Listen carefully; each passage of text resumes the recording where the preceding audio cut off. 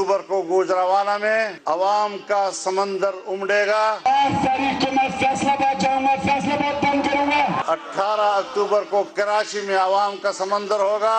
12 तारीख को मैं कराची जाऊंगा, कराची बंद करूंगा। 25 अक्टूबर को कोयटा में मैं लाहौर पहुंचूंगा, लाहौर को बंद करूंगा। और 22 नवंबर को इंशाअल्लाह पेशावर में तारीख का सबसे बड़ा इज्तिमा होगा। और 16 तारीख को मैं सारा पाकिस्तान बंद करूंगा। इंशाअल्लाह हम इनको दिसंबर देखने नहीं देंगे। इसके अलावा भी स्टेटमेंट्स हैं। इमरान खान 2014 में रुकावटों के ऊपर या कंटेनर्स लगाए जाने के ऊपर क्या कहते हैं वो भी दिखाइए।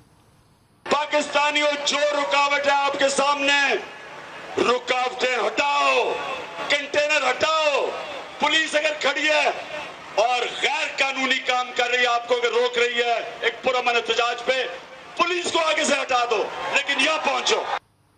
शेख साहब कहा करते थे कि गड़ा एक है मुर्दे दो हैं, कब्र एक है मुर्दे दो हैं, लेकिन आज क्या कहते हैं दिखाइएगा।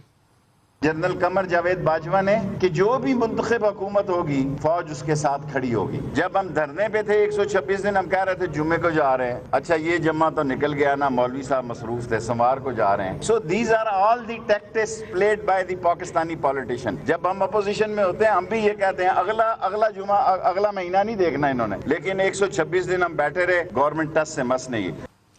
ये कॉन्टेक्स्ट है पाकिस्तानी सियासत का।